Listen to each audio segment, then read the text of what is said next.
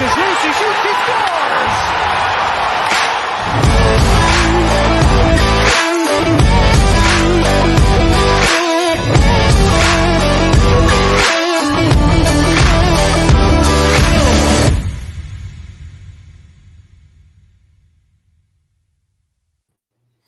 Hey everyone, welcome back to another episode of Habs Tonight. I'm Brandon Legacy, joined here with my co-host Dale Weise. How's it going, man?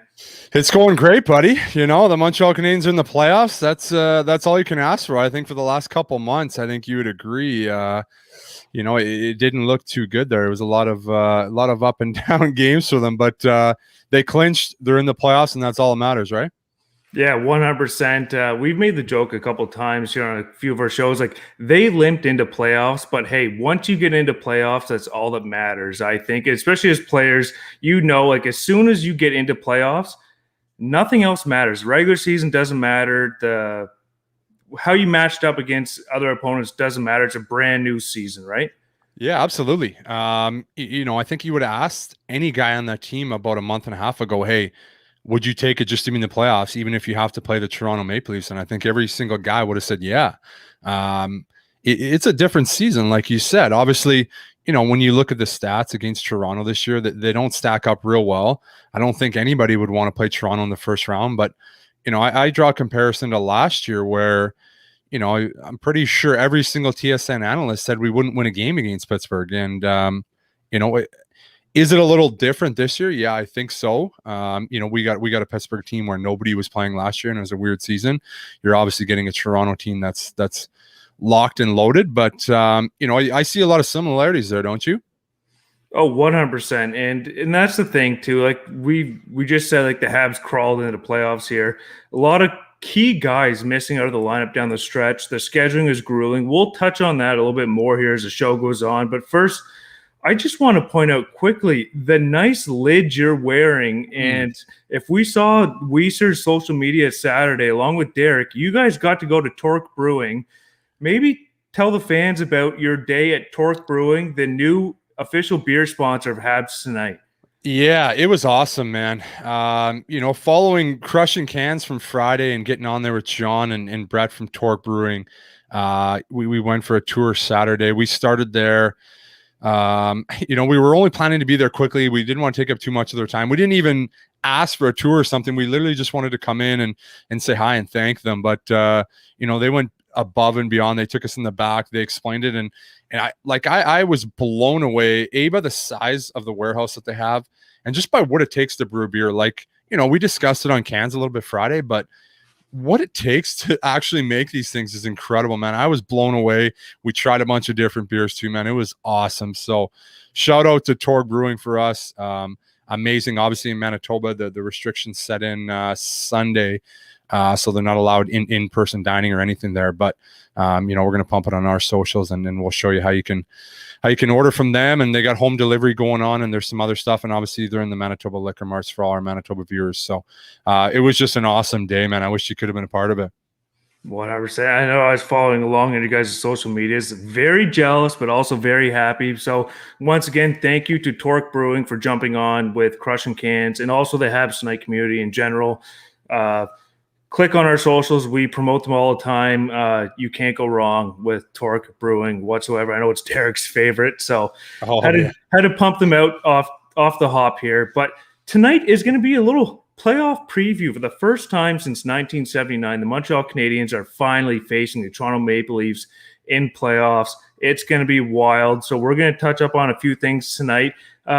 We put out a tweet earlier. We'll get into it a little bit later on about line combos, what fans are thinking. Dale and I also prepared our own line combos of what we think they should go with, but we're not the coach, so who knows what's going to happen. It's just exciting. Like, Dale, you've played for the Montreal Canadiens. You've played against the Toronto Maple Leafs. How wild would it be to be on that Montreal Canadiens roster playing against the Toronto Maple Leafs in playoffs? It's crazy, man. I think when you look at the beginning of the year, I think this is the matchup everybody wanted. Maybe not Montreal Canadiens fans, but just as a fan of hockey, this is what you've wanted. Mind you, there's not going to be people in the stands, and that kind of adds a different element. But besides that, everybody all over Canada is going to be watching this matchup, regardless if you're a hockey fan. Toronto, Montreal, you just stated back in 79 was the last time they played in the playoffs. That's absolutely crazy. Like it blows my mind it's been that long, but man, I'm just excited for the team. If you would have looked at the first 10 games and said they were going to finish fourth, you would have been like, yeah, not a chance. Yeah. You know, they're probably winning the division. But then as the year kind of went on, I think everybody's just happy that they're in the playoffs now. And, you know, playing Toronto, you know, we can jump into it a little bit, man. This is, you know, I compared it to Pittsburgh last year, but I just think Toronto is such a strong team, and they just bring so much to the table, man. It's going to be a beautiful series. And, you know, what's your thoughts on it from the start here, Brando? Let's jump right into it and say, you know, obviously the season series didn't go the way Montreal probably would have planned. I wouldn't say, you know, last week was probably the best example. Both teams were missing a lot of guys.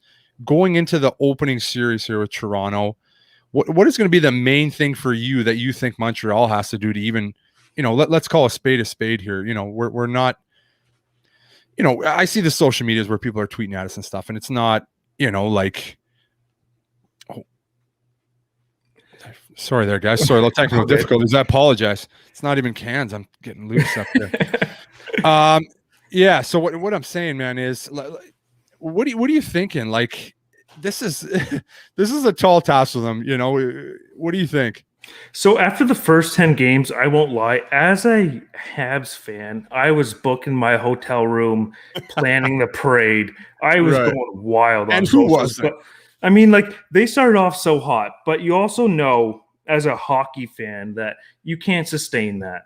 But also as a hockey fan, again, is you look at what the Leafs have done this year. You looked at what Dubas did at the trade deadline, and as biased I am as a Habs fan, I love what he's done to that Toronto Maple Leafs roster. I think he provided some grit with Nick Foligno. Riley Nash is a great fourth-line center. I think he added some depth on D with Hutton.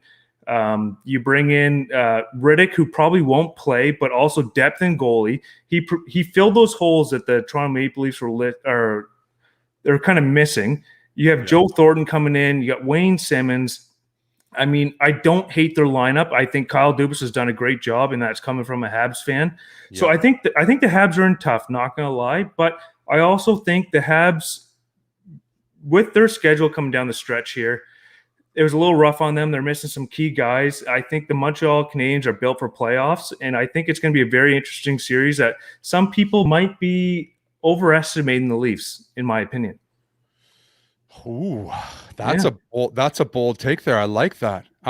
Hey, let's be honest here. They've had some great teams the last couple of years, and they haven't gotten outside of the first round. Is this team, in your opinion, better than, you know, let's say the last 3-year Toronto Maple Leafs?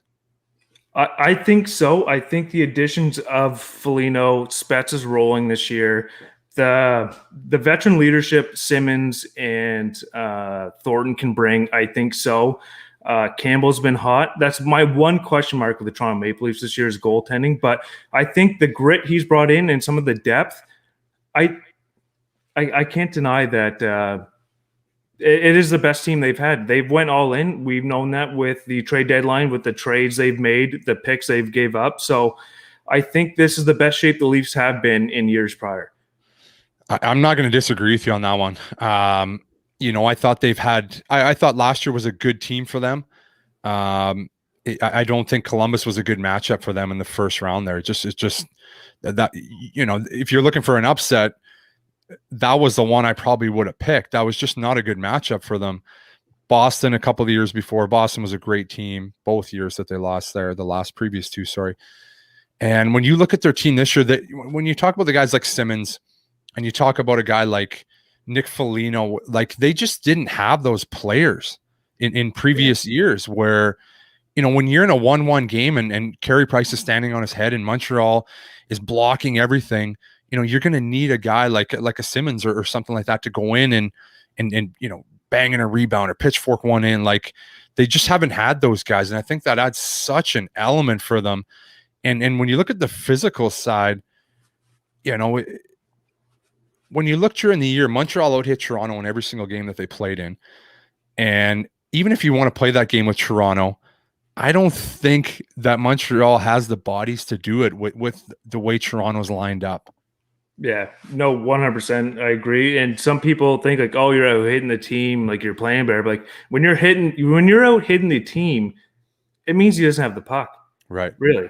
So Exactly. we see right here, and Nick pulled up some stats here. The hits, Habs led the Leafs in the season series, 321 hits to the Leafs 195.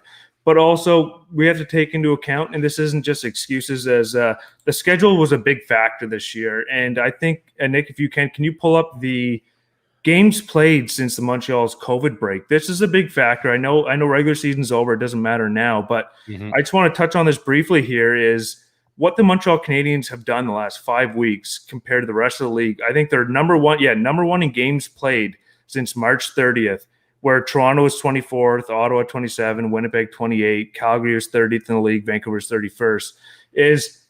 We touched on it Monday night on the post-game show where the Montreal Canadiens were playing 4 games a week for the last 6 weeks or 5 weeks, whatever it was, sorry. Right. Just maybe as a player, you can kind of explain here where fans were kind of getting upset where the Habs were limping into playoffs, but like injuries, nagging injuries, just having no legs, regardless of what you get paid or what you do, how hard it is to play that many games in a week, NHL games. Yeah, it's just crazy. It's absolutely crazy. Okay, and you know, you don't have these long road trips where you're traveling all over the states and that, but you're still playing so many games. And I've heard the excuses, well, they're not traveling as much, and it's like that has nothing to do with it. When you play that many games, and it's mind-blowing to me what these guys have done for the last 4 months. It's insane to me. And to play every second day like that for they've been in playoffs for 4 months. And you know, we're not making excuses. And I wanted to touch on how good Toronto is first, and we can touch on that a little bit more before we get into how Montreal can beat them, and they are beatable. But you know, like we're talking about the schedule right now, and Montreal's got guys that are going to play game one. You look at Gallagher, he's going to come back. How healthy is Gallagher at this point? You really don't know. Montreal is going to have to force their guys back into the lineup. You know, Webbs and you know, I'm going to say Pricey's going to play game one. Yeah. You don't know how healthy these guys are. Where Toronto, I feel, has a little different of an edge. They're looking long term, and you know, you got some guys coming back off injury where Nash and Foligno and guys have been injured a little bit down the stretch. It's not as big of a rush to come in and rush those guys at 50 or 60%. But you know, at this point, every single guy in the team's, you know, I don't want to give percentage on guys, but everybody in the team's probably playing at about 75% right now. And and as an overall fan, when I'm watching the game and stuff, you can kind of just see where you can only imagine how tight guys' hips are at this point, and groins, man. It's been an absolute grind, and the playoffs are going to be incredible because the season has been, like I said, you're pretty much been in playoffs for 4 months. The team that wins the Stanley Cup this year, oh man, like what a grind it's going to take to win it, man. I'm excited for the playoffs. Like anything can really happen at this point. You have your strong teams, you have your top teams, of course, like every year, but I just feel like whoever's going to stay the healthiest, like a lot of years, is going to have a really good chance to win this year. Oh, 100%. And I know last year there were some, I don't want to say shitting on the Tampa Bay Lightning, like, oh, there's an asterisk on the season, but like, you still put the effort in. You still won the cup. And especially this year where they played 56 games and it feels like 1 month as fans. Like it flew by. Like the amount of games they played in the short amount of period. Like this has to be one of the hardest cups to win, I think, almost with the condensed season, with the COVID, no fans, regardless of the situation. It's going to be very interesting. And I think with the Habs Leafs playoff series, I think it's going to be absolutely wild. I think like the TV marketing side are so pumped up right now. Oh, I mean, the only thing missing is the fans. Like, could you imagine the Bell Center or in Toronto if you had fans in the stands for a Montreal-Toronto playoff series? I couldn't imagine what that would be like, man. We haven't seen that in our lifetime. So I honestly, I can't even imagine. It would be wild, man. Both buildings would be rocking. They would be half full of Montreal, half full of Toronto jerseys. It would be insane. So it's just, man, it's going to be so exciting. Let's jump into it a little bit. What does Montreal have to do? And I'll ask you straight up. Do you think Montreal has to win the first game to give themselves a chance to eventually win the series?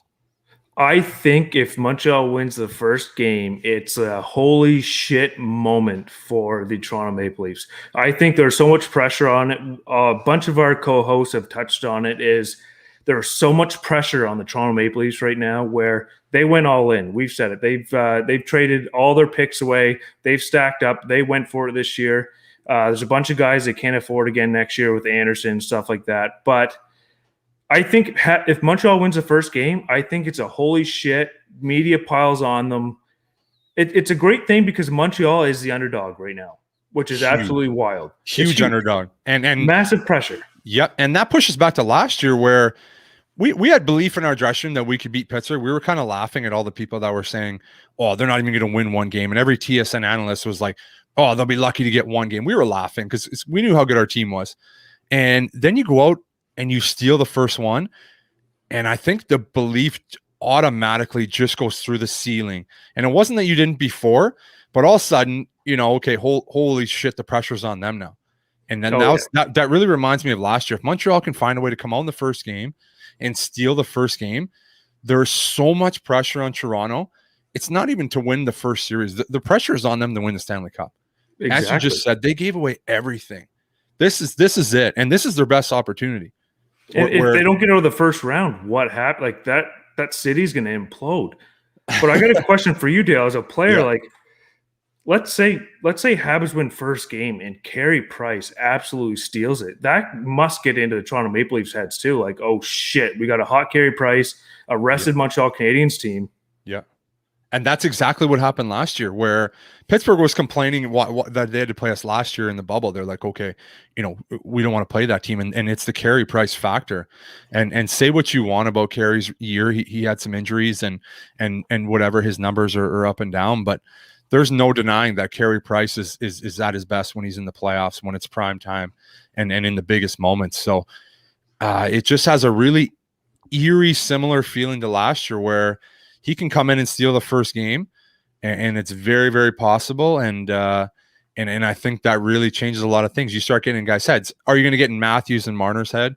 Probably not. Did we get in Crosby and Malkin's head? No, we didn't. But it's similar where as a team you just start gaining that belief, and I think that's what Carey can do for the boys. And it's going to be interesting because and let's look at it on the flip side. Where's your belief in the Montreal Canadiens if Toronto comes out and absolutely dominates game one and it's a 3-1 win and they absolutely dominate for 60 minutes? Then where's your headset at that point? It's tough too. And that's the thing. I mean, you need to almost have, like, we're going to touch on this here real soon as our lineup combos that me and you think they should go with. We're not coaches, so yeah. God forbid if it's something different, don't roast us. But if you want to roast us, go ahead. Yeah. But I think the big line coming into this matchup against the Toronto Maple Leafs would be the Galley, Tatar, Deneau line. They are going to be matched up against Matthews, where Montreal Canadiens are the away team, so they don't have last line change. It's going to be a big thing trying to cover Matthews Marner the first two games. And I think that line is capable. You've played with them. You know how good they are. And some people that were shitting on Deneau and whatever at the start of the year, I think they're going to start recognizing how good Deneau is when playoffs come around. Yeah, I've said it a million times about Phil. I'm such a big fan of him. He just does so many things that you just can't appreciate. He does a lot of things that you don't see, and he's just a guy that frustrates you. I saw a little bit of the playoffs last year where Columbus was frustrating Matthews, where they had nothing. He couldn't get the puck offensively. They had to dump the puck in every single time they had the puck. Any entry, they were dumping the puck in. And it was frustrating. You could see throughout the series it was building. And I think when you're looking at a blueprint of, how are you going to frustrate these guys? You go back to last year, you watch how Columbus did it, and you're going to see Phil Deneau is going to be a huge part of that. And he's going to frustrate him. He's going to be in his face. He's winning face-offs. And it's just those little things that Phil can do that's really, really going to start to really wear a guy in the series if it continues to go, 5, 6, 7 games.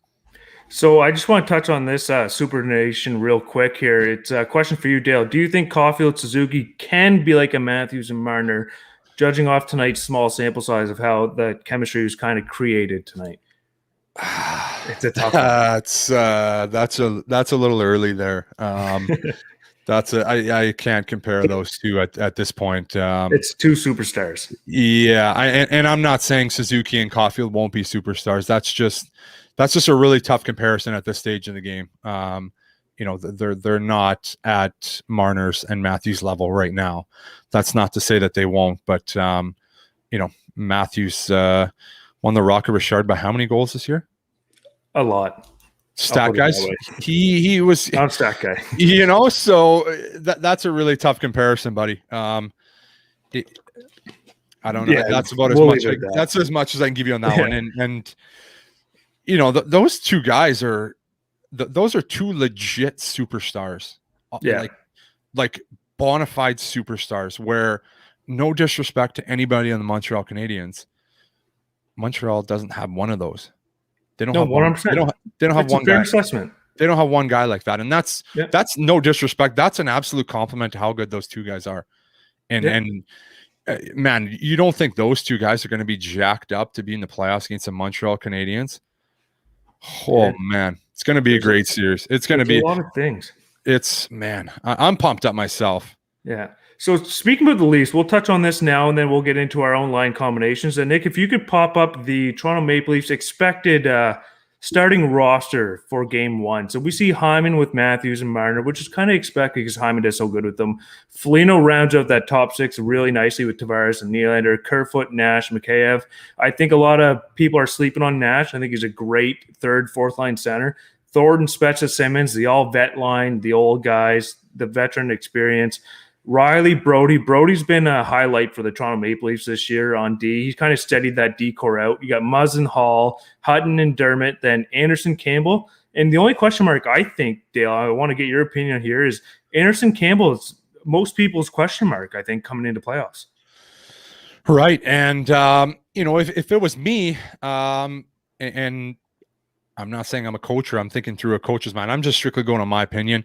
With the way Jack Campbell's played all year, I'm starting him in the first round and seeing what happens. And it's a really great situation to have where you have Anderson as your backup. If Campbell comes in and he has a tough time, you have Anderson come in and you trust your team. But I think obviously from their coach's standpoint, if I was thinking from a coach's standpoint, Anderson's going to get the first nod but I think his leash is really, really short.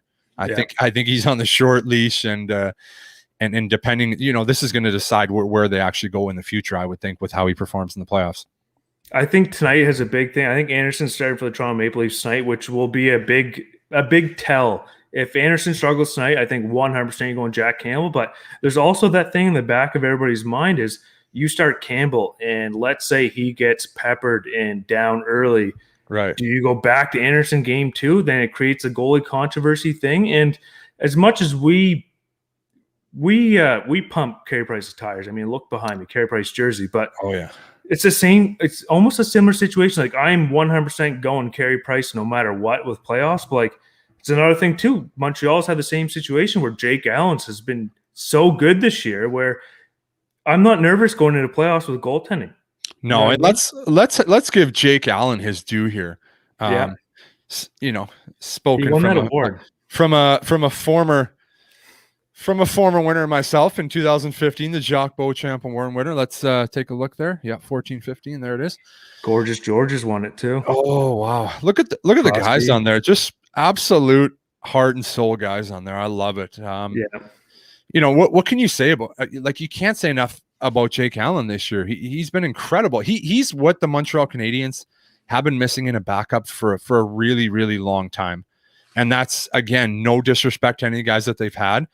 They probably didn't get the reps that Jake had because Carey was playing so much, but Jake came in and absolutely carried this team into the playoffs. If it wasn't for him, do you think Montreal gets in the playoffs this year?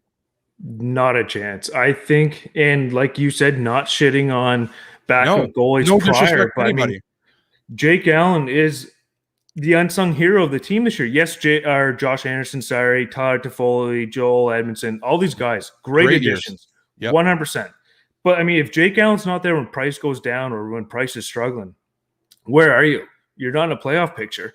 No, and it's like I said, it's been so long since you could see Carey Price go down, and it's not the absolute demise of the team. Exactly. Jay Yeah. came in, he was solid. You can see the boys have confidence in him, and he's played great. So, if Carey isn't perfectly healthy and he comes in game one and re-injures something, or you get down 2 or 3, you need a spark. Like, I never thought I would ever hear myself say this, but your spark could be bringing in your backup, and for the Montreal Canadiens, which they haven't had in forever, but that's how good he's been. And he deserves it because, man, he's had a great year. He's played so well. Yeah, 100%. And one thing I like about Jake too is that every interview he does, he mentions he's like, "This is Carey Price's team. I'm just here to fill in when Price isn't ready or Price needs a rest. This is still Carey's team." He said it again today. Even though he had more starts than Carey Price this year, Jake Allen, like, you gotta like where his head's at. You think the team knows, like, okay, like, obviously goalies compete for that starting spot, but it seems like Jake is very comfortable once Carey Price is back. He's not like, "Oh fuck, the team doesn't care about me anymore." He goes, "This is Carey Price's team. I'm here when ready. The boys know I'm here when ready." It's got to be a massive jump to that lineup, knowing if Pricey does go down again, or if Pricey falters a little bit, that Jake Allen's going to be there and they can trust him. Like, it's got to be massive for the confidence coming in to a very high octane offense in the Toronto Maple Leafs. Oh, it's huge. It's huge. And I think, just to touch on Pricey, I'm excited to see how he comes back because, he's the type of guy, he's got a ton of pride. And like I said, he's obviously had his best moments in the spotlight. So, man, I'm excited. I hope he comes in and shuts the door and plays really well in round one game one. I'm trying to get ahead of myself here, like they're going round 2 and 3. But, I truly believe that Montreal could upset Toronto. Let's just jump into that right now. And, Okay. and say, I stated, I think they got to come in and win game one. And that immediately you get in some guys' heads, and they got to follow the blueprint of Columbus last year. And it wasn't pretty. It was boring hockey. It was terrible to watch. But they literally you had no entries in the zone. They were really disciplined. They had no chances on the power play, and that frustration just wears on. And we talked about being physical. Okay, Toronto's got some bigger bodies now, Simmons and Foligno, and Joel Thornton's a big body. He's not a physical guy, but just bigger guys that you're not going to intimidate and stuff like that. But, you still got to get physical on Matthews. You still got to get physical on Marner. Every single chance that Joel Edmondson has, or Shea Weber or Ben Sherratt, they're giving these guys a cross check or a slash. Like, you got to make it difficult because a lot of the series is going to be played in Montreal's end. That's just my opinion. And Carey's going to have to stand on his head. 100%. You got, like you were saying, you got to suffocate them. You got to make them nervous to play in a low-scoring, tight game. These are, like, the Toronto Maple Leafs are, like I was saying earlier, it was a high-octane offense that enjoys the power play, where in playoffs you don't see as many penalties called. There's no 3-on-3 overtime. So I like how the Habs are stacking up. Like you said, if they play the right way, stay out of the box, no stupid penalties, suffocate them, then capitalize on their opportunities, which I think is right. So I think we might be able to jump in here to our predicted lineups. This is zero insight from anybody on the team or any coaches. So I'll go with my lineup first here. I have the Tatar, Danault, Gallagher, one of the best, or top 5v5 lines in the NHL right now. Tatar, Danault, Gallagher. Then I have Toffoli, Suzuki, Armia. I put Armia up there just because I like his forecheck. I like his puck battling. I like how he wins the puck there. We saw a little bit of it tonight. We see it all the time. I have Perry, Kotkaniemi, Anderson. A little bit of speed, KK's offensive vision, Perry's grit. Then we have the Lehkonen, Evans, Byron line. I know some people are wondering about Stahl. I scratched Stahl because I think Evans has deserved it. I think I go off meritocracy. Meritocracy, is that the word? Might be the wrong one. Who cares? I got a Steady Eddie and Beautiful Man. I think they've been the best D pair for the Montreal Canadiens this year. Sherratt, Weber, can't break them up. They're a great duo. They read off each other. Then I have Romanov with Kulak. I think Kulak deserves to be in there. I like Romanov's physical presence. I would love to see him light somebody up clean, get some physical presence in there. And then I got Price versus Allen.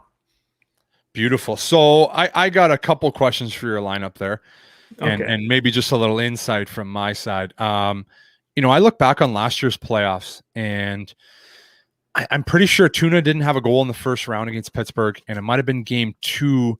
I think he had 2 goals against Philly, and then immediately I seen a difference in him. Just immediately the switch went on from. And I'm watching tonight, and of course TSN has to shit on everybody, and they're like, well, KK hasn't scored in 26 games. Well, Tuna hasn't scored in 12 or 13, whatever it was. And it got me thinking, kind of similar last year where, it wasn't like Tuna was struggling coming in. It was a bubble. We didn't play for 3 months, but he came in, didn't score in the first round, and scored and immediately took off. And then you look at KK, and I'm just saying this because I hated the way TSN shit on them tonight. I hate the way they do that. But it's kind of a reset, like you said, in their mind. And you say the offensive vision of KK, and I could just see the socials blowing up. People like, well, he hasn't scored in 23 games. Well, yeah, you didn't do that last year too. And then all of a sudden he came in and was one of our best forwards. And I could totally see him, as a young guy, you got to kind of use the experience that you had. And from last year, he came in, he scored the first game. It was like bounced off his chest or something in front. And then he scored 3-4 games in a row and played awesome. So I honestly think this is a reset in his mind, and same with Tuna. And I think those guys are going to be huge for them. And say they score in the first game and it immediately just switches everything. So they were two big playoff performers for me. Who's your matchup on D? What D pairing are you trying to get out against Matthews?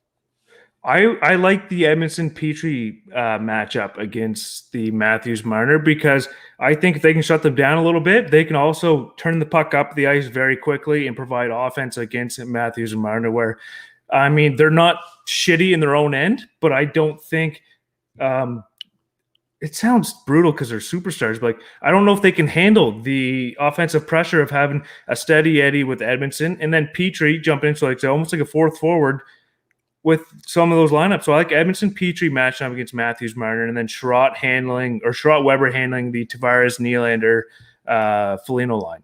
I like that matchup, and I like it because, kind of like you said, Matthews and Marner are going to want to open it up a little bit, and you don't want to completely shut down Petrie's offense, and he's a beautiful man, and you look at the head-to-head stats. I think he had 10 points against Toronto this year, and just throwing a quick stat game in there for you. But, you don't want to shut down his offense. If he can play defensively against those, he's got Edmondson back there, a steady Eddie guy, like you said, gives Petrie a little more run, and they're going to need some offense from the back end. I mean, this is a team that has to score from committee. They're not just, we got a great forward crew that can score, and then our defense just kind of defend. That's not the way Montreal's built. So I really like the way you said that. And, you look on the back end, you had Merrill and Gustafson playing. Do you see them getting in if there's a couple losses, or do you keep your 6? Well, you're not going to change the top 4, but do you change your bottom pairing if they lose a couple to start? The only one I might put in is Merrill if you lose a couple, just because once you lose a couple, I know you need offense to win a couple.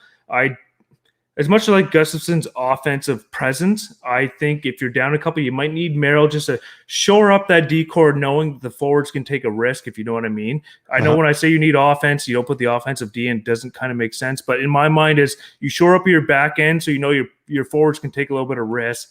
And just quickly, I want to tell the fans, if you disagree or agree with us, email live@habsnight.com so you can jump in on the show with us. But one thing I want to ask you, Dale, is you prepped a lineup that I want to see, and I want to hear your reasoning behind it.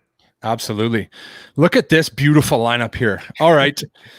Let me start at the top. I mean, you could flip-flop the top 2 if you want, but Toffoli, Suzuki, Anderson, I think is a dangerous line. I've liked their chemistry all year when they've been together. Anderson brings it. He's going to bring a ton in this series. I honestly think he's going to be a big factor. He's got to get on some D. He gets after guys. He's going to frustrate some guys. I'd love to see him take some runs. Clean, obviously, but he's a guy when you look at playoff series. And Marc Bergevin last summer sitting there looking at his team. Obviously, this is a guy that you bring in for that exact reason. Tuna, Danault, Galley. Obviously, we don't know how healthy Galley is, but Galley's a warrior. Got cross-checked in the face last year in the playoffs, broke his jaw, and continued to finish the game. So I'm not worried about him one bit. Tuna, I honestly, like I just stated 5 minutes ago, if he can score early, the switch is going to flip and he's going to be effective. I got Perry, KK, and Yoel Armia. I think that's a really, really good third line. I think they match up well with Toronto's third and fourth lines. You got some big bodies. You got some grit. And then obviously you have the fourth line. I had the same fourth line as you with Lecky, Jake the Snake, and Paulie B. But I don't know how long the leash is going to be on Jake Evans. I was gonna mention to you. I thought he's played great lately, and you know, kind of like you said, I think he deserves to be there. But I just, you know, and I'm not trying to pretend I know what the coach is thinking, but I kind of have a feeling how NHL coaches think. And you lose a series early, you know, you lose a game early, sorry, and when you want to switch something up, you want to switch the fourth line. Obviously, that's the only thing they ever switch. You know, you're not taking a guy from your top 9 out. And, you know, I think Jake's leash is pretty short, and I could see them bringing a guy like Stahl. You know, I don't think he was brought to the team to sit in the stands for the playoffs. I don't think that was their plan. I think he's a guy that's got experience. Obviously, he's got a Stanley Cup. And what's your thoughts on that? I was going to ask you about that on your lineup too. I agree. I think you got to go with Evans just because of down the stretch how he's doing. Eric Stahl, everybody's been saying like the face-off wins and stuff, but I mean, if you look at the close stats, the 4 C's right now, if you're talking Evans, KK, Suzuki, Deneau, they're up there or even a little bit higher than Stahl, or they're right there with him if he is a little bit higher. So I don't disagree where Evans has a short leash. I think you got to give him the start because of how well he's played. I just like how he's done. I'm a guy where I know this is why I'm not an NHL coach or would want to be one, is I want guys to play that deserve to be there regardless. And don't get me wrong, Eric Stahl is, if he's not a Hall of Famer, he's up there, Stanley Cup champ, gold medal. Like, he's won all this stuff. He's done all these incredible feats where I'm not shitting on him as a guy, but I mean, just right now where play is concerned, I think there's some guys that are better than him. And I don't know. Like, well, sorry, I have to agree. He's got a short leash, and if Jake Evans runs with it, Jake Evans runs with it. Yeah, for sure. For sure. I completely agree. I don't think that by no means is you shitting on that. I think that's a great problem to have. If you're going to go on a long playoff run, you're going to use a bunch of bodies. You're going to use some different guys. And I just wanted to pick your brain on that one because I've seen it plenty of times before where, you know, you lose one game and all of a sudden you're changing the fourth line. It doesn't make sense. They didn't lose you the game. You know, they don't play as many minutes as everyone else, but they're just an easy change where you know, the media is not going to call you on it. You don't look like an idiot if you change one of them. So it's an interesting comment. I like that there. So one thing I want to touch on quick, because I know the chat was going to light us up about this. We talked about it earlier on today, is no Cole Caulfield in both of our lineups. Maybe I'll let you start why, and then I'll jump in after with my reasoning as well. Yeah, I when I look at my lineup and I'm making the team from my opinion, I just don't know who you're taking out in those situations. He's not going to play on the fourth line. It's just not going to happen. You know, he's not going to succeed there. It's useless to have a guy like that on your fourth line. And Lecky and Paulie and even Jakey at the moment, they kill penalties. They're a good energy line. They play well together. He's not coming on that line. And then I look at my third line, and Yoel Armia was another guy who was awesome in the playoffs last year. Big body. As the series goes on, I'm not saying he's smashing guys, but he's just a big body. He's physically strong. He's hard to play against. I just don't see anybody on my right side that I'm taking out for him in a series. Maybe over the course of it, you bring him in if you need a spark, but I don't know who you're taking out at that point. That's kind of where I got at my lineup. I don't see where he fits in right now. That was my side. You can touch on that one too, buddy. I have to agree. Where the right side, you have Gallagher, Anderson, Toffoli, Armia, Byron as well. The left side, it's interchangeable. I don't know if we see Jonathan Drouin. He's not been on the ice, so I'm going to, just for argument's sake, we're going to keep Drouin out of this just for now, just for our predictions here. Is I don't know who do you scratch for Cole Caulfield? Like, some people think maybe a Perry, but I like what Perry brings. I like the veteran leadership. I like the net front presence. I like having another pest besides Gallagher. Yeah, so I'm not scratching Perry for him. No, not a chance. I'm not scratching Perry for him. He's a Stanley Cup champion. He brings that experience, that I've talked about a lot on this show. It's just a presence in the locker room, on the bench, and in situations in playoffs where you need guys like that. And I'm just not taking him out. Like you said, he's a pest, and he's played well this year, and he's a guy that's going to score those hard goals. I'm not saying Cole Caulfield's not going to score those goals, but Perry's going to get in those dirty areas. He's going to piss some people off. He's going to force guys to take penalties against them. Like you kind of need that. You're going to need the series to go that way if they're going to have a chance to beat Toronto, because you're not going to put Cole Caulfield in and we're just going to run and gun and beat the Toronto Maple Leafs. It's just not going to happen. So you're going to have to have a different element. And I just, I just don't see where he fits in my opinion right now. And 100%, and it's not shitting on Cole Caulfield. The guy can score. He can find the open spaces. He's going to be a great player for the Montreal Canadiens. Absolutely. But does he fit in the top 6 right now? I don't think so. And if he's a bottom 6 role, he doesn't thrive in that position because he's not a grinder. He's not going to go in and forecheck and get those loose pucks like some of these other guys who are. But, and that's the thing. Like I would absolutely love to have Cole Caulfield in the lineup. But when you're weighing in on, do you sit? So your top 6 wingers are Tatar, Galley, Armia, Anderson, Toffoli. I don't see him in there. And then you put him into a position to not succeed. And with the Montreal Canadiens fan base, I don't understand it because he's just going to get shit on. So I think he's next guy up as a forward, maybe him or Stahl. Yeah. I mean, right. Are you going to put a center or a winger? I think those are your 2 options there for sure. So, I mean, I don't even know if you're just straight up scratching a guy to put him in. I think Stahl is probably the first guy just because it's center for center, and Jake Evans is your easy takeout as a 4th line young guy.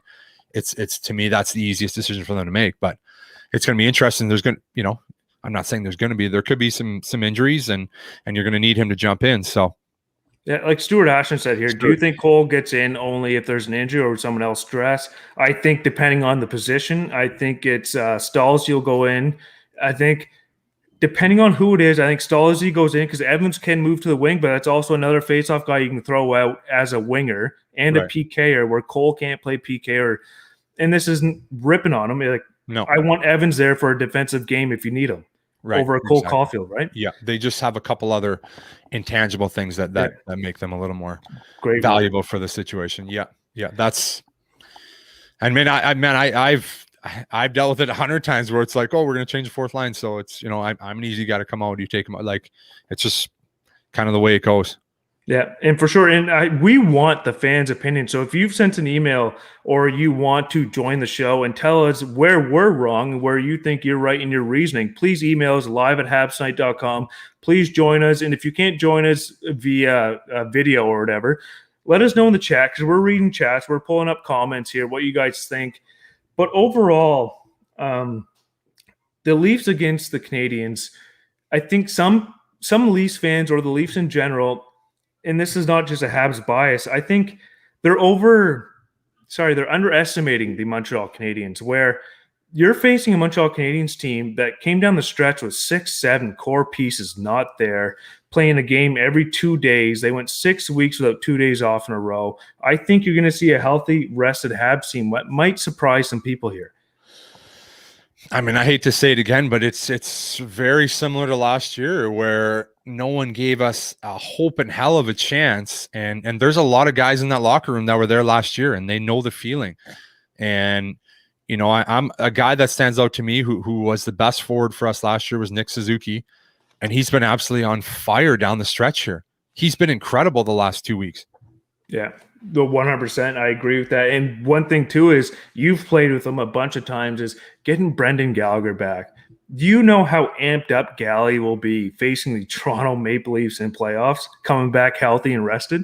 Oh, it's huge. It's huge. And he's such a playoff guy too. Like he pisses people off all the time, but it's even more in the playoffs. I feel like he talks a little more in the playoffs. And he just really, really pisses people off. So I'm excited to see him come back. I hope he's 100% because, to me, having Galley come back is I would say the 2 X factors for me are Carey Price and Brendan Gallagher. He's the heart and soul of that team. He drives play. He sparks the locker room. He's a big personality for them. And then obviously Carey Price would be my 2 X factors. Who's Who's your two? You can use the same two if you want. So my two X factors, I think, is going to be it's Josh Anderson's one of them. I think Galley's well known, so I want to include Galley. So I think Josh Anderson, and I think if I'm gonna say Philip Deneau or KK. I think if one of those two, I actually with Phil Deneau, you get what you expect. The fans that kind of understand hockey and realize what Phil Deneau does. So like I think you're going to get the normal Phil Deneau in playoffs. I think he's going to be very reliable. He's going to win draws. He's going to be very important defensively. So I think Josh Anderson, and I think you're going to see a different KK come into playoffs here, where Josh Anderson with Weber and some of these guys out coming down the stretch, Galley, he kind of stepped up as a leader. He was like, okay, it's playoff hockey a couple weeks ago. He puts the effort there. I know he's in a little bit of a slump scoring-wise, but the effort is there every night, which is, as a fan, I think most of us love is if you're not scoring, just like if the effort's there, you love it. So I'm expecting a big thing out of Josh Anderson, and I think KK is going to come alive. Oh, I like that. And I feel the same way, buddy. I think the only thing he can draw on at this point is like, okay, the end of the year didn't finish the way I wanted to, but look how I played in the playoffs last year. I've showed I can do it, and you just kind of build on that. And that's kind of and it is a fresh restart. As a player, you're sitting there like, okay, I didn't have the year that I had. And then you look at the playoffs, you're like, man, look at the 0 in the games played. Like I have a fresh start here. And I can, and he's already shown that he can score. And like I said, him and Zooks were the best forwards last year. So I'm kind of looking for them to be the same thing. I'm hoping so. And then, you look at Anderson, I think a guy we haven't touched on as a guy that's obviously he's been a factor all year is Toffoli. Toffoli's got to continue to score. He's got to continue to score because he's been, him and Anderson obviously have been the really two major sources of offense. And I think Anderson brings a ton of other things to the table, but Toffoli's got to come in and score for them. And do you think there's one comment I just saw quickly is Lehkonen is my dark horse. I love that. I got to ask you quickly. This changed my complete train of thought here is you've played with Lehkonen and how he played, was it Monday night? Maybe give some fans here some insight on Lecky. Like how is he in the room? When he's like, there's always talk about when Lecky, Kotkaniemi said, like when Lecky's in playoff mode, he's a different kind of beast. Yeah, I sat by Lecky in the room, so we were pretty good buddies actually. He's a funny guy. He's not very loud. He's not a kind of a rah guy, but we talk quite a bit. We laugh quite a bit, and Lecky's one of those guys that has those games, and as a fourth line guy, it's tough to be consistently offensively because that's not your role. That's not the opportunities you're getting. But, every 10, 12, you have an outburst where you score 2 goals. You have a goal and 2 assists. And I think that's going to be huge in the playoffs because, I think Paulie B is going to be a factor too. But if that line stays together, they've been great lately. So I'm hoping they continue to build on that. And, when I look at it, is that line going to play against Toronto's fourth line? That's probably the matchup they want. They're going to have to take some shifts defensively. They get hung in the zone and, or an icing or something. Matthews is coming out. They're going to play some shifts against them, just the way the rotation works. But I like the matchup as a fourth line. If we're going head to head, I think they have the advantage. I think Spezza, Thornton, and Simmer are great. But I honestly think Montreal has the advantage on that line. So I'm a big fan of the line. I like that fourth line because the Evans, Lecky, Byron line have so much speed, and they're also responsibly defensive. Like they don't play high octane offense. They sit back, they play defensive, then they jump on their opportunities. And plus, with their size, and this is not shitting on that fourth line Hall of Fame line, they're younger, they're faster. I think they can outdo it. But they also played great against McDavid Monday night, where I think if Lecky, Byron, Evans do have to go against a Matthews line for let's say 30 seconds, there'll be some shifts. They can handle it. I'm not terrified of it. No. And then that opens up, maybe your first line gets out against their fourth for something. So exactly, it's gonna be interesting. It's gonna be interesting, man. I'm so excited to watch game one. I just think when you have such an underdog and Montreal is a huge underdog, you're just excited because you're like, okay, could this be an upset? That's the way I look at it as a fan when I'm watching. So unreal, man. If you're a fan too, and if you're on YouTube watching this, there's a link right below our video here where you can get the official playoff NHL merch for the Montreal Canadiens. Ooh. Right below our YouTube show right now is a link to go buy some official NHL merch. Let's support the Montreal Canadiens. I know some fans are shitting on the team coming into playoffs, but Dale and I have a very positive outlook here. We like how they match up. Always. We're very interested here. I see we have one fan calling in right now that's available. Perfect. Dale, do you want to go to the fan here? Yeah, let's go to the fans. Let's, anybody that wants to call in too, get your emails in. We want to talk to you guys. 100%. Let's bring the fan in here now. Hey, boys, what's going on? How's it going, man? How are you? Hey, I was saying Turner Stevenson told us about you, so I sent you guys an email. Awesome. Right on. Beautiful. I like it. Yeah, we had Turner on. I work with the Everett Silvertips as a scout, and I worked with Turner before when he was building the Tier 1 program up there. So he was like, you should check out Dale Weise's podcast. Beautiful. I appreciate that, man. I like it. What a show, though. Yeah, we'll have to get you guys on. We've been doing like a daily. My counterpart's actually the French Canadian. His name's Coach Frenchie. And Pierre's the big Montreal Canadiens fan, but I have my own opinions. So awesome. Yeah, he does. I think he's actually on the ice right now. So. Oh, okay, good man. Lucky guy. All right, I gotta say, someone's got to have the guts to put Caulfield in. I think it's a huge mistake. So who do you sit though? Do it. Did you see the game tonight? Yes, we did. But who do you sit though? Pick someone. Pick Biron. Pick Lehkonen. Who cares? This guy's their top 6 right now. I mean, he's better than Tatar. Ooh. I mean, how can you not? Tatar looked terrible, by the way.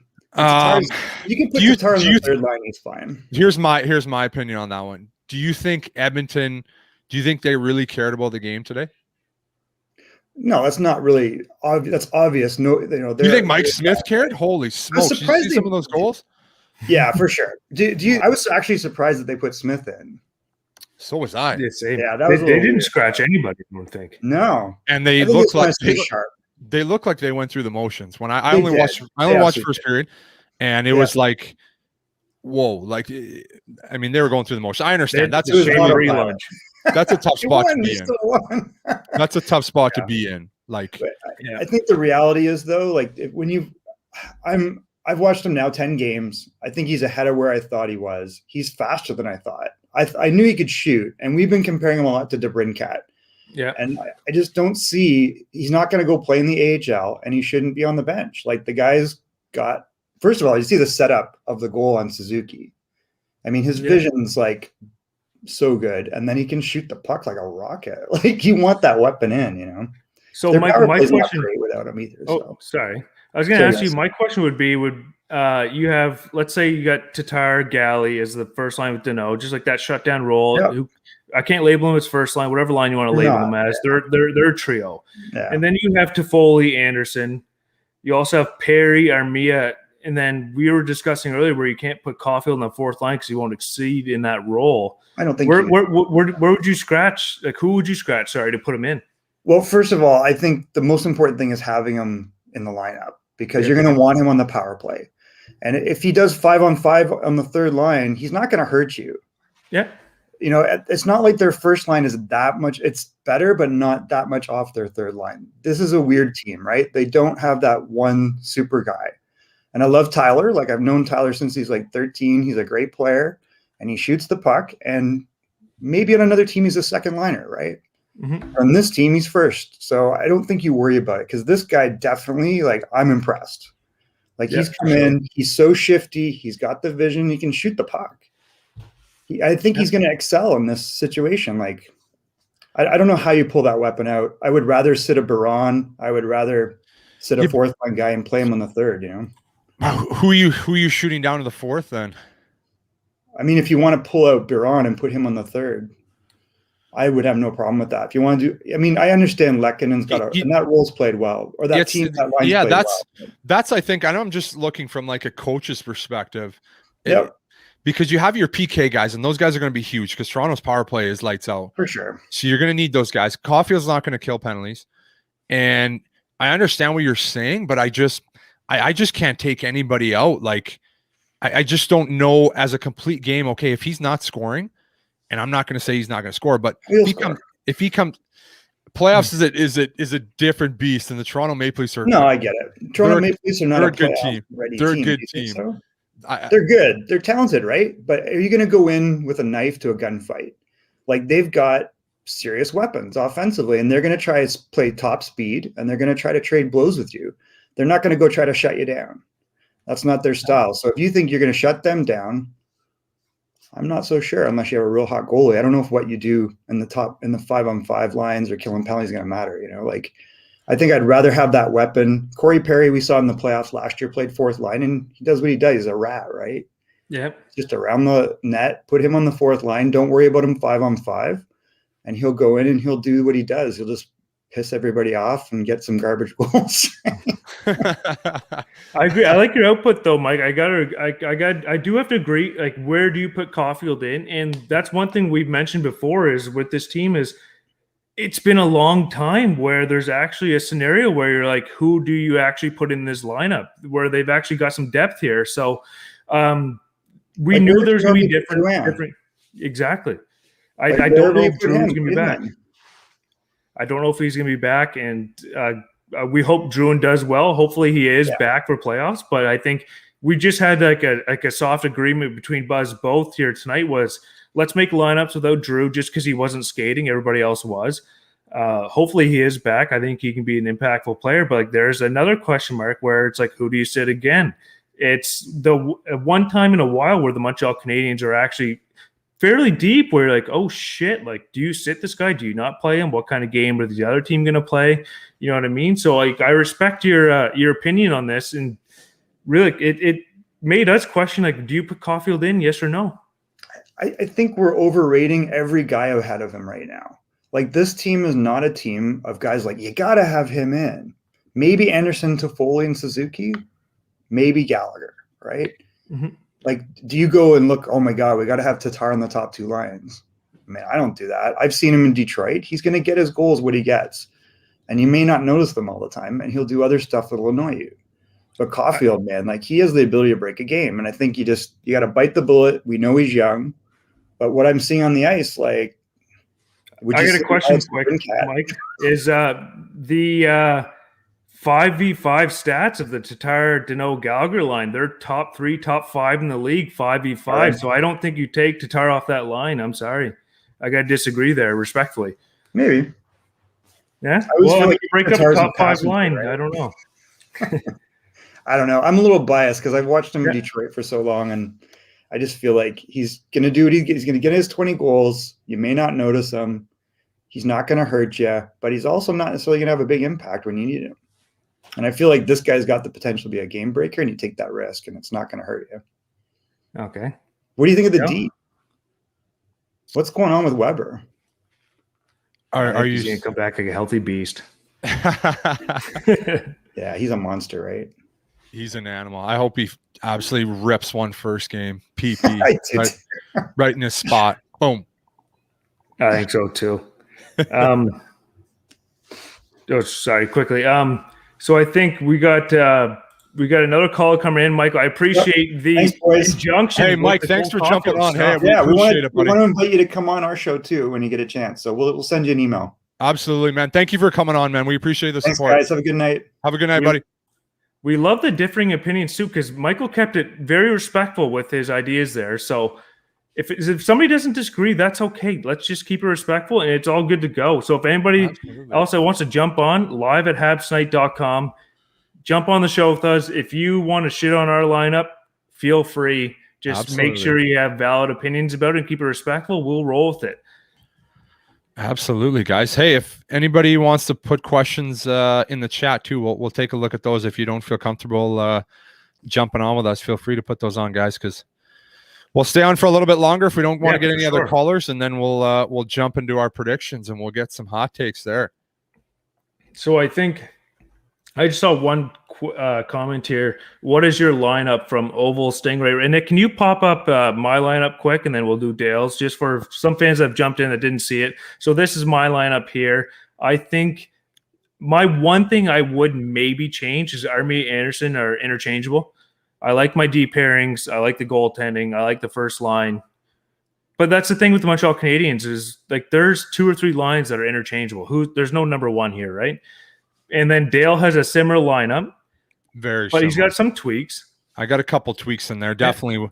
I and like when you look at the 3 lines here, and you know, to touch on Mike's point, yeah, there's no superstars here. Toffoli had a superstar year for the Montreal Canadiens. You got to give him his credit there. And you know, you look at my right side, Anderson, Galley, Army, and Leckie. That's the thing. Where do you sit? Who do you sit with this for Caulfield? That's my one thing. Yeah, and I just personally wouldn't sit any of them when I'm looking at a playoff game and I'm looking at tight scoring games and it's complete games and playoffs, and one mistake can cost you a game or a series. Yeah, it's hard to rest your hat on a guy that has never played a game as opposed to guys that have been there and played. It's the way I personally think, and it's the way I think a lot of coaches think. So yeah. We will see what happens.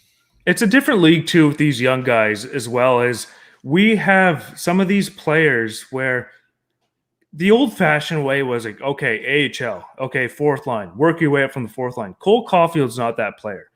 We mentioned it earlier in the show. We reiterated, Jesus, that was tough, to get out, like, Cole Caulfield's not going to bump, grind, chase pucks, win puck battles. He's the guy that floats around. He's a rover out there that finds the open spaces, pots the goals with his good shot. Right. So that's why I'm saying with our lineups is the top 6. I don't know if you can scratch any of those guys for him, and he can excel in the bottom 6. That's just our reasoning, or mine anyways. Absolutely. And I think we have another caller in here. Is Nicholas Turcotte's going to jump on the show. Perfect. Awesome. Let's bring in Nick Turcotte. How's it going, buddy? I'm pretty good. I mean, I just what did I say? Fuck. What's up, Nick? How are you, man? How's it going, man? Actually agreed with what you said about Caulfield, that he shouldn't actually be in the lineup right away. Because like I didn't agree at first. But then when you explained it, I kind of understood. But right, yeah, no, and it's to me, I did it on the process of elimination. I didn't start making my lineup and say, okay, I'm not even putting Cole Caulfield in, and everybody loves the guy right now, and he's scoring some goals, and people are excited because he's a tremendous prospect, and they should great be. Number, but he's got a great number. The number's clutch in the playoffs. I know everybody wants to see 22 in the playoffs.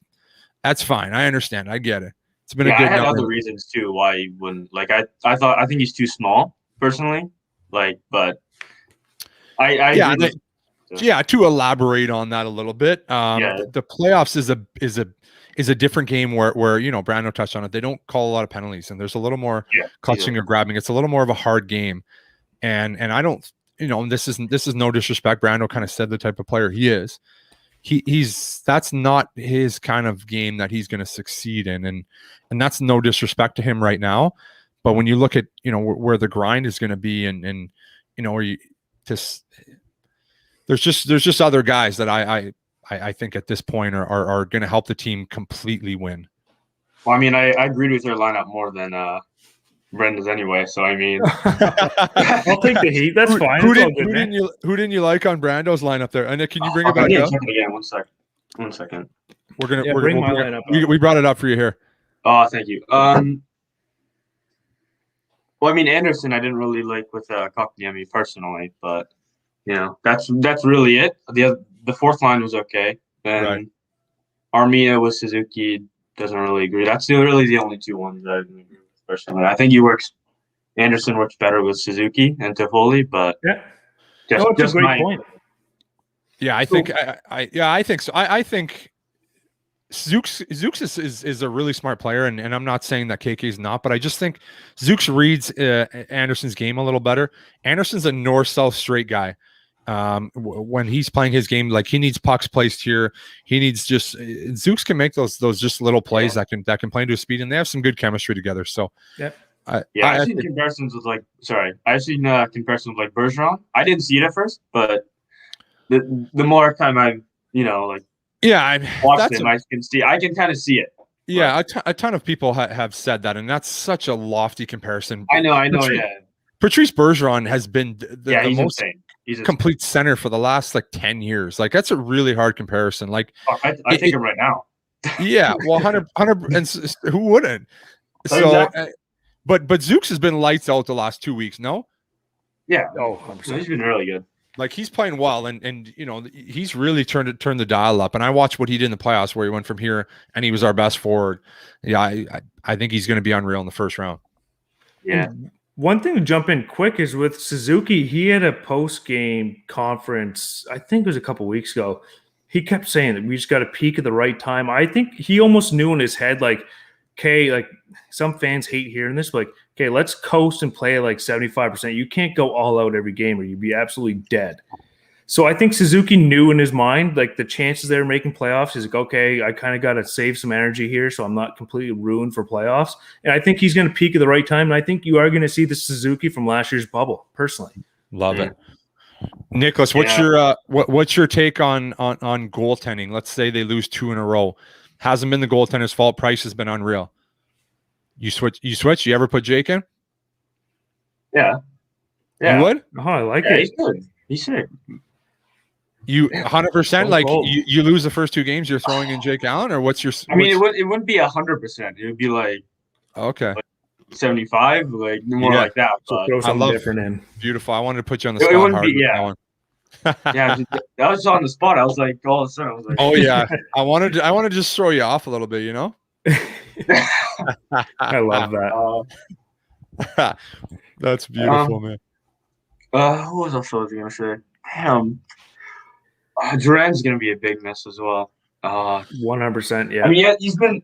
I have to be honest, he's been poor this season. I know he's had like 20. How many assists? Like 21 or something. A lot. Yeah. Yeah. I know. Yeah, but He was really good. He was really good in the Philly series last year. I know. And I Yeah. think and he's in his career, he's shown he's a playoff guy too. So it would be great to have him back. I don't think, let's just talk first round. I don't think he's going to be back for the first round. I don't think so either. I don't Yeah, see him that's- coming. Yeah. Damn. It's tough, disappointing. Nicholas. Nicholas, let's put you on the spot again here. What's your prediction for the series? Again, okay, all right. Be completely honest. Hey, you can be honest, Be man. completely honest. What you think? All right. I gotta be honest. I'm gonna say, I don't want to say Leafs, but like, if I'm gonna like put money on it, I would say them. But Habs in 7. no, What would have to go wrong for Toronto to lose in this series? I mean, I think we're gonna have to play like the Bruins. We're gonna have to bully them. I think that's what we're gonna have to do. And we can't make mistakes, like, because I watched Craig Button the other day. I didn't really agree with mostly what he said, but on the mistakes side, That makes 2 of them. no, but like I agreed with like 25% of it, but other than I just agreed like we can't be making mistakes like that and letting McDavid and Matthews not fucking It's all good. It's all good. We know what you meant. All Well, good, buddy. same caliber player. So I mean, Yeah, exactly. 100%. So I think, Unreal. Nick, we're gonna cut this out off so we can let some more people call in. We appreciate you calling into the show. Nick, thanks, love man. your insight. Yeah, 100%. Loved it, buddy. Be sure to call in again. Yeah, for All right. sure. Habs Keep in 4. tuning in, All right, man. let's go, boys. Habs in 4. Oh, Habs at 4. I like Habs it. You at turned. 4. You changed. What a comment. So that's What a- one thing. As players, do you guys pay it? Because he mentioned this right before he jumped off, was the Craig Button thing. Would players, I'm asking you this because you've been in that situation. Yeah. Do you guys pay attention to that? Like, is that actually bulletin board material or no? So it's like joked about in the room. Like none of it is taken serious because, and I'm saying this for 99% of players that I've played with, and I'm not. It's joked about. It's joked about. Guys laugh about it. Like we'll read it. We're on the plane or something, or we're busting the hotel from the plane or something, and guys brings up a tweet, and we, you tell somebody else, and we start laughing about it, or we joke about it in the room. Like the comments are so ridiculous sometimes because they're so far removed from the game. If it's an ex-player or one of the insiders making these comments that are just like so out there. And then fans bite on it and believe the shit that these guys say. It just blows my mind. I laugh about it all the time where like, and I've talked about it before where these guys feel like they're in the room and they start telling them, well, this and this, and like, you have no idea. You come in the room and try to buddy guys after, and nobody's telling you anything. You're not getting a real story. No one's giving you insiders. Like, it's just, man, that shit just blows my mind. Like, blows my mind. Oh, for sure. And that's the thing. Like, I think some of these guys, obviously, well, it's their job. It's what they do is to generate clicks, is to get them to click on that video where Craig Button says, like, the Habs would be lucky to win one, but he doesn't take into account how many guys are out. 6 or 7 key guys, or their top 6 or their top pairing plus Price. The schedule coming down the stretch. Dude, I'm pretty sure it was Jeff O'Neill last year that said, and it was the best of 5 versus Pittsburgh, and I'm pretty sure Jeff O'Neill said, this one will be over so fast, it'll almost be over in 2 games. Yeah. And that was something that I remember talking with the guys because it was so ridiculous. And it's like, and that's their job to do that. I understand that. Like, negative media sells, and we're trying to do something different here. So that's what I 100%. Love about Habs tonight. We're positive. We're optimistic. We're overly optimistic, and I love it. It's great, man. So we have another caller joining the show. It's Tyson, who's been on before. He's a treat to talk to. Tyson, welcome back to the show, man. How's it going? Good. Thanks for having me on again. Nice to meet you, Dale. Hey, nice to meet you. How are you, man? I saw you play in Vancouver 5-6 years ago. I appreciate that. Thank you. It was awesome. Thank you. I've got some wild predictions. Perfect. Oh, let's hear them. Montreal is smoking Toronto. There's no way Toronto wins. Like, maybe, I have so much faith in Montreal. Wow. We need you on the show more. When's the last time you guys watched Toronto Maple Leafs playoff run? Good point. I might have been like 12. Toronto can do well, but they need to get crushed again. And this year it's coming from Montreal. I love that, Tyson. I've got Toffoli is my choice for. This is gonna sound crazy for the Conn Smythe.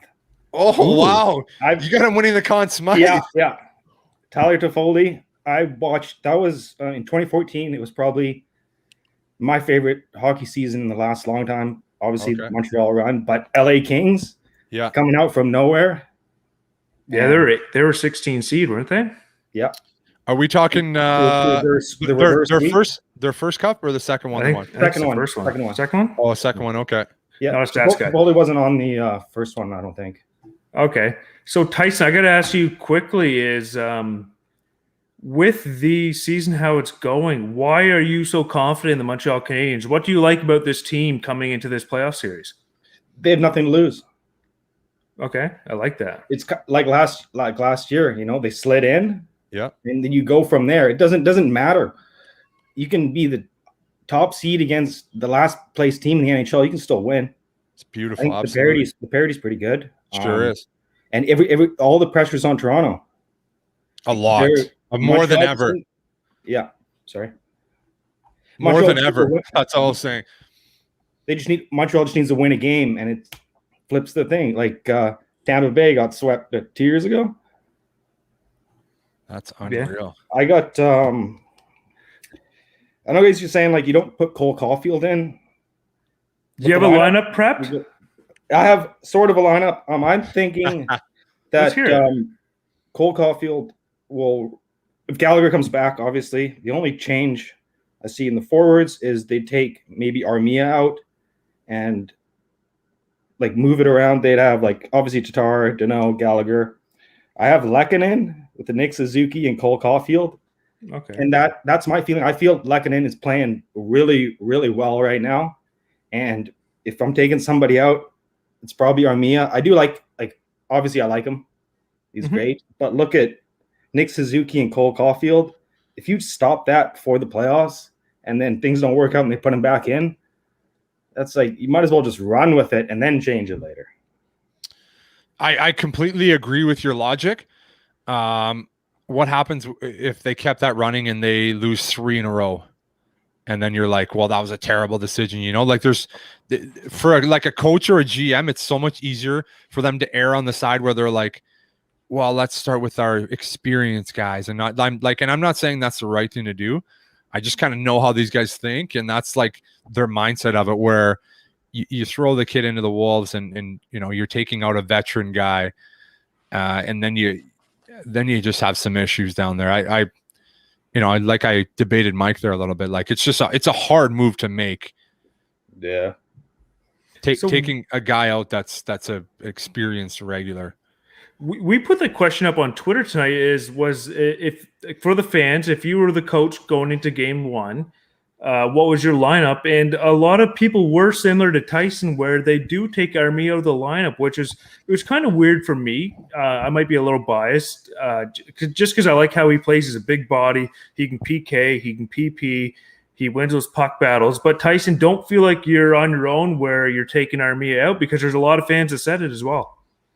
Yeah. Also, either like not necessarily just Armia. I think they could also have if we're doing armchair GM stuff, they could also like maybe Tatar's out or Paul Byron. Obviously, Paul Byron is alternate captain, and they want his leadership, and he's probably not out as long as he's healthy.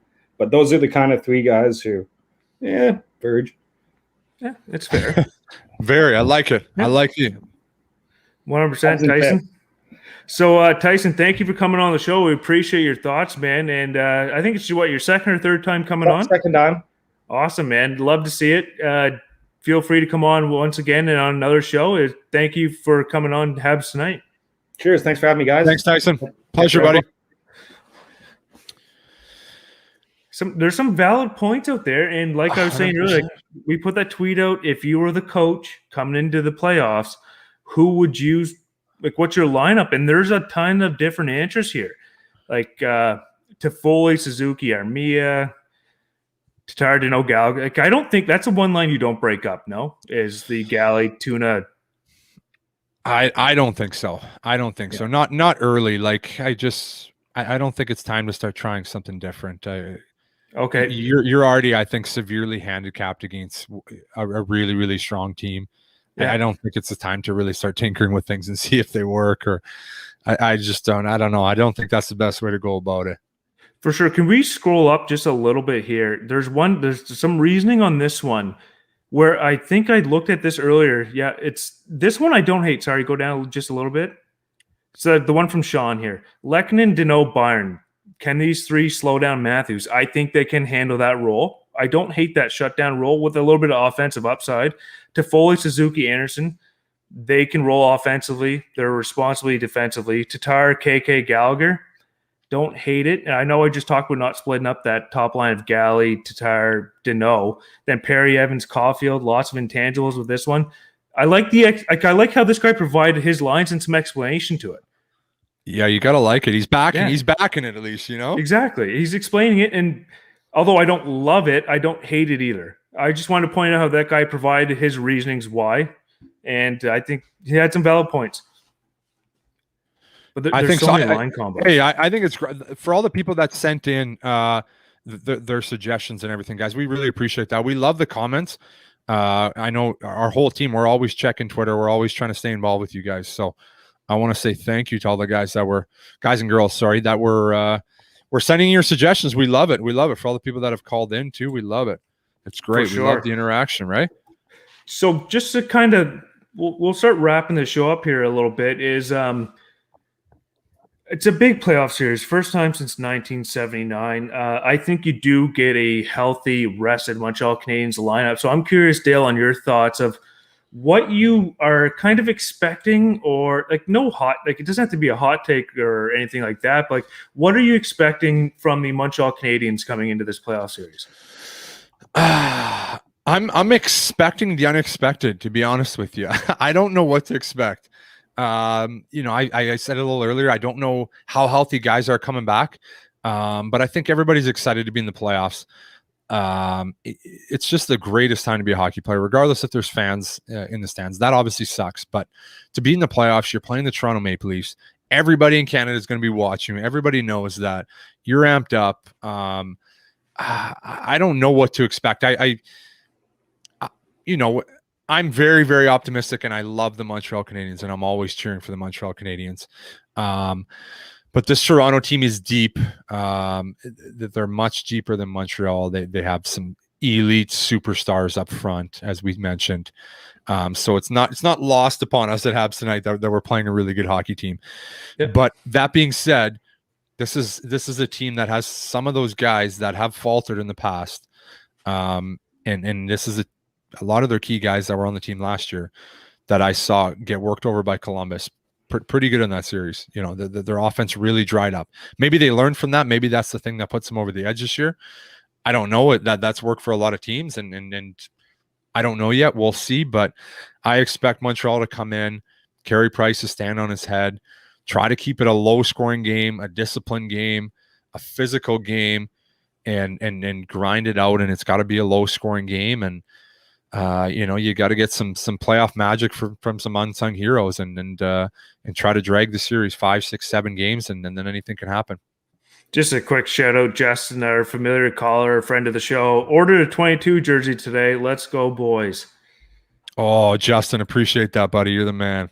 So I'm going to do my quick thing is I'm not expecting the Habs of the first 10 games. I'm not expecting them, but I'm not expecting the team that kind of slumped down the stretch there when they're kind of tired. I think you're going to see a happy medium. I think they're going to surprise the Maple Leafs a little bit here.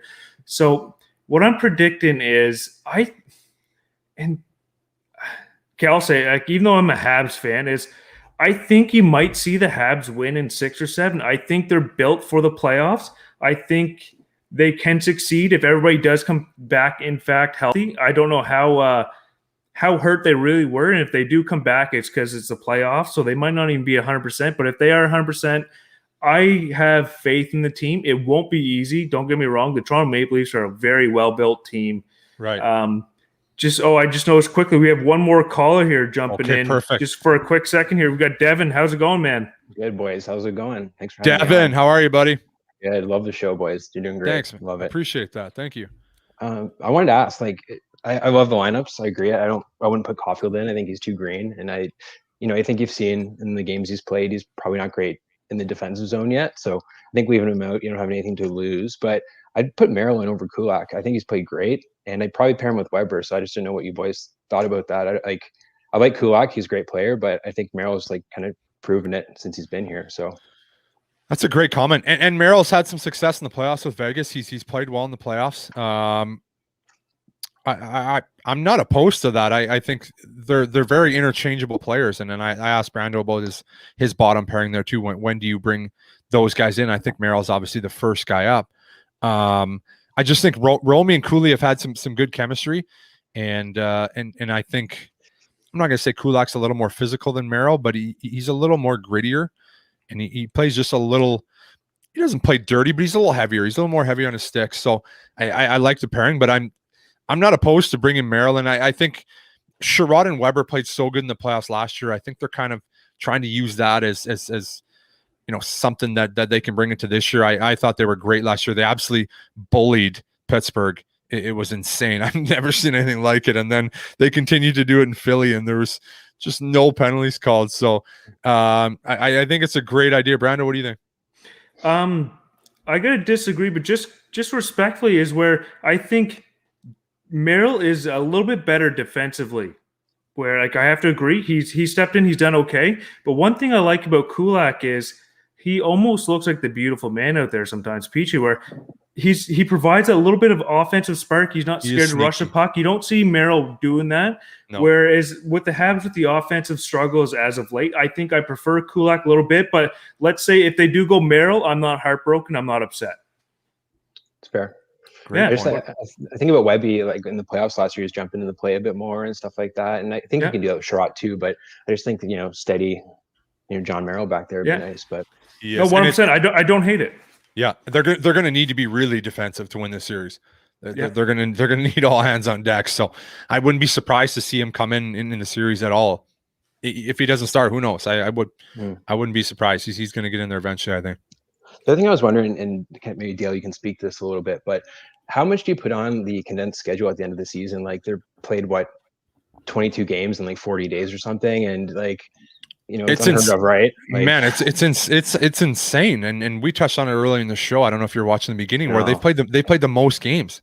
They've played the most games since, was it January? It was 6 weeks in a row without 2 days off. Sorry, my bad, guys. Most games played since March 30th. My days are all over the map right now. But Yeah, so you look at the schedule, but let's look at we're not looking to starting till did I see was it almost 7 days from Next now? Wednesday, Thursday, yeah. Right. So are they going to start Wednesday? Them Toronto, you got to figure they're going to be on opening night. You would think, no? Opening night Saturday, Caps Bruins. But in the North, opening night, Derek made a great point to this, Devin. I think you might agree with this. Do you put the Habs on Wednesday, or do you put the Habs Leafs Thursday so they rock the Saturday night game next weekend? Yeah, you got to play it Saturday night. Yeah, 100%. It'll be the most right? watched series probably, right? And definitely in Canada, it's Rogers is going to make a freaking killing off this series. Yeah. So I'd say so. They're loving it. Yeah, so you got 7 days. So like they're going to be so rested. I remember watching the game after the quarantine when we went to the COVID thing, and their team came out flying. And I thought it was like, okay, they've been off a week, but they haven't practiced, and their team was flying. And I'm pretty sure they played the Leafs that day. I think I could be crazy, but and Anderson was an absolute beast out there. So I think you're going to get a rested team in a week, maybe practice 3 times, and I think they're going to be flying next week. So I think the schedule has been an issue, but I honestly think they're going to be rested and they're going to be ready for game 1. Wild. And just a guy who's I'm in Southern Ontario. The Leafs fans they're talking like the series already won, right? So I love this position.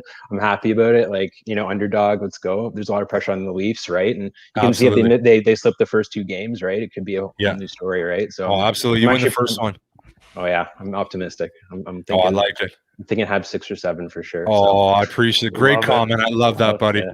Thanks, Devin. This is the first time calling in, yeah? Yeah, it is. Yeah. All right, good man. Be sure to call in the future too, eh? We'll do. For sure. Thanks, boys. Love the show. Have a good one, man. Thank you. Cheers. All right. I think we got one more caller sneaking in. I think some people will remember this guy from Crushing Cans. Yes. Ian. How's it going, buddy? Ian, let's go. Last call, Ian. Just sneaking in under the wire, just like the Habs. Yes. Ian, Right? what's going on? 4 straight. You think we're losing 4 straight? No I don't chance. know. No. How you been, man? Good, man. How are you? Good. What's going Like I on said, with you, you Ian? wrapped me already, right? Like I know. Brandon shaved, and his mustache is still thicker than mine. I haven't It's shaved wild. yet. Oh man. Ian, here's the real question though. How many cans have you had today? 9. None today. Ian, it was a Nine. game. Wow. Game night. Work night, though. Oh, Nah. 9 or none? The Rocket. What kind of beer are you drinking there?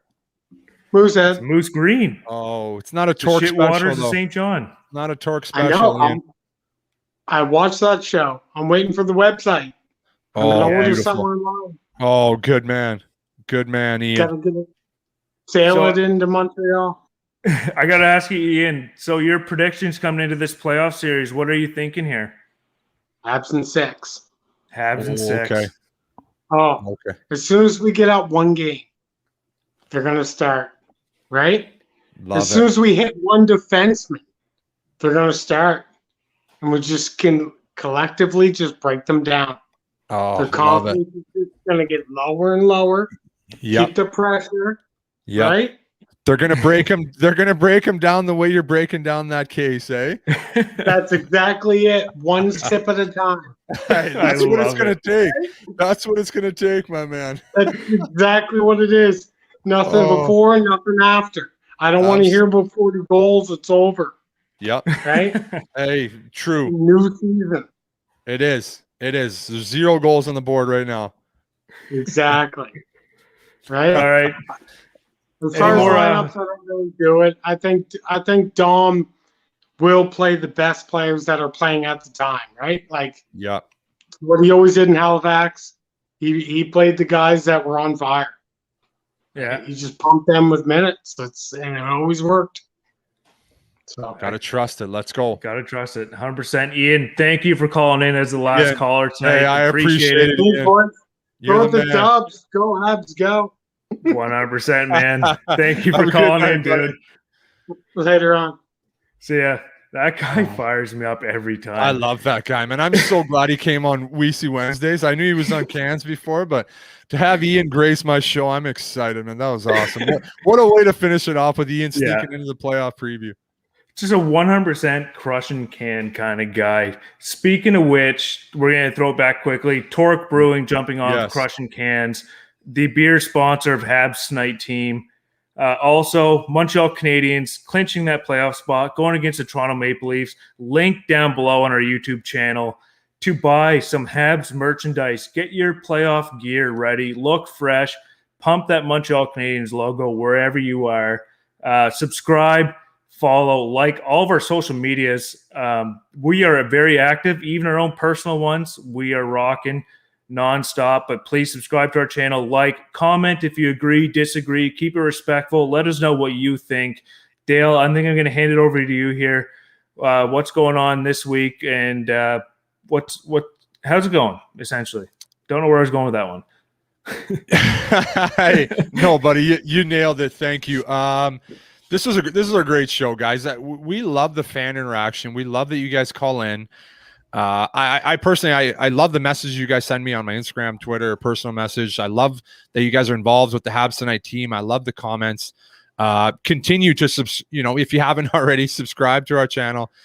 Be sure to comment. I'll get back there. I'll comment back to you. Our team gets back to you, and we want to just keep building this Habs Tonight community. It's positive. We're optimistic, and we're just happy to do this. Brando, I appreciate jumping on Weise Wednesdays. For all the people that commented in the chat, the super chat donations, everybody, we thank you. We love you.